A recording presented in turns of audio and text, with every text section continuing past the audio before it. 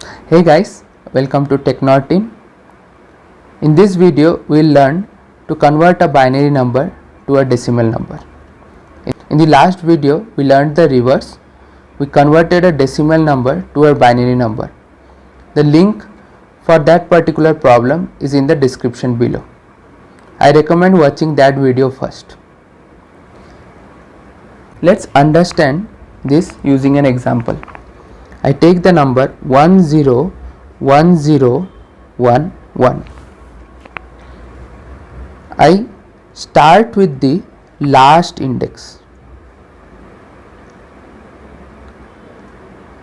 putting as the number 0 here. Similarly, we take all the numbers in reverse and we write the indexes 2, 3,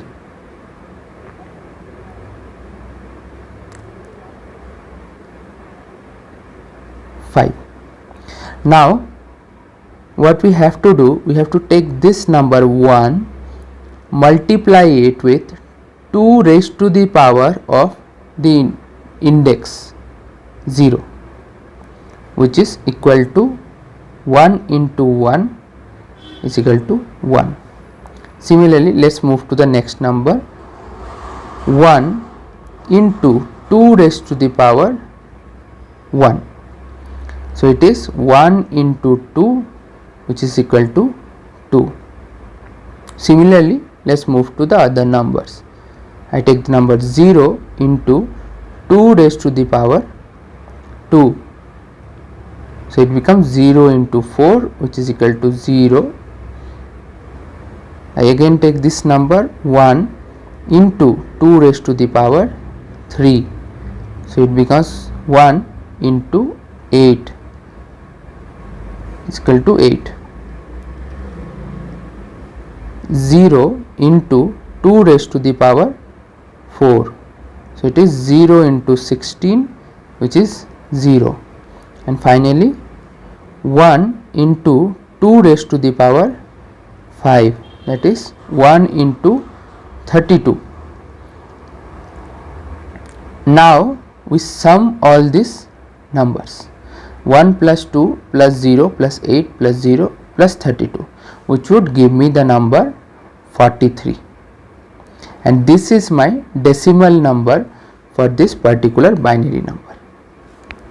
Let's take one more example, 11001. Again, same approach, moving from backwards. We start with 1 into 2 raised to the power 0, that is 1. Next 0 into 2 raised to the power 1, 0 into 2 raised to the power 2, then 1 into 2 raised to the power 3, 8, and lastly 1 into 2 raised to the power 4, 16. When we add up all these numbers from top to bottom, we get the number 25. Now let's understand the algorithm. So what we actually did, we traversed firstly the numbers in reverse, and we took that number and multiplied with a multiplier. My multiplier was initialized to the value of 1 initially, that is 2 raised to the power 0. And note that in each iteration, as we move backwards, we are multiplying this multiplier by 2. So we have to basically multiply the multiplier by 2 in each of my iteration. Also, the sum that we are getting, we have to add up all of them to get my final sum. So we can use a sum variable which is initialized to a value of 0 initially, and each step we are adding this particular one to this my sum variable, and finally my sum would store the decimal value of my binary number. Now let's understand the Java code. I have initialized two variables bin num1 and bin num2 which are holding my original binary numbers. I intend to find the decimal numbers for these binary numbers. I use a helper function called getDecimal from binary. Let's understand this helper function in depth. My helper function takes the binary number as string and would find out or compute the decimal number and return back the number as a integer. For this I have initialized two variables, sum is equal to 0 and multiplier is equal to 1. Now I iterate this particular binary number from reverse. Now for that I initialize the variable I as the last index of this particular binary number, and I would repeat it till my I is greater than or equal to 0, and for each iteration I would decrement the value of I. So basically I am iterating this binary number in reverse. Now I compute the value val bin num dot char at I minus character 0. Let's understand this part in depth. This statement takes the character at the index I. So if I have the number 10101 and say my I is pointing at this index, then basically I get the character at this particular index. Now note that I am storing this value as an integer. This statement would give me a character, and this statement is also an character.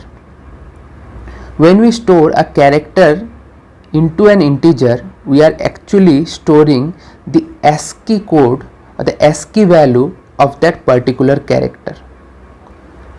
We know that the number 1 has a ASCII code of 49 and the number 0 has the ASCII code of 48.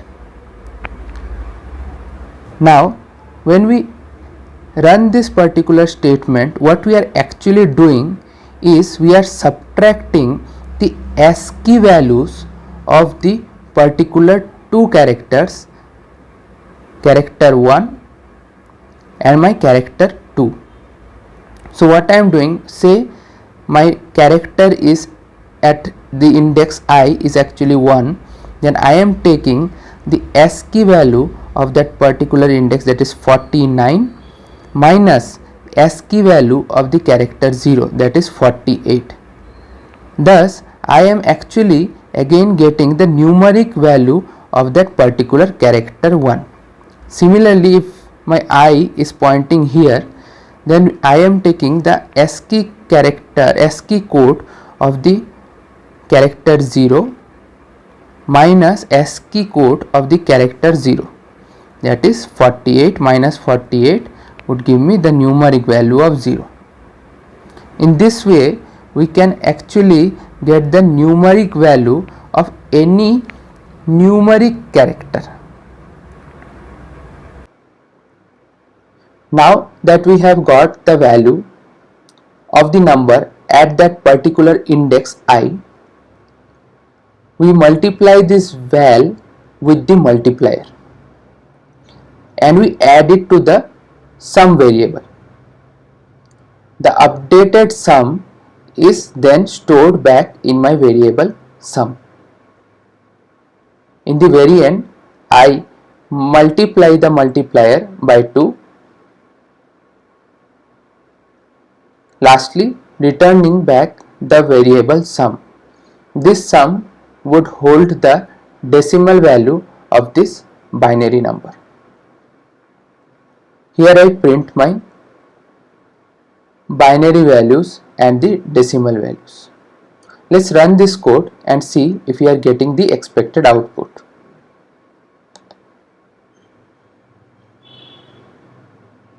Thus we can see that we have got binary number 11001 is same as decimal number 25, and my binary number 101011 is same as decimal number 43.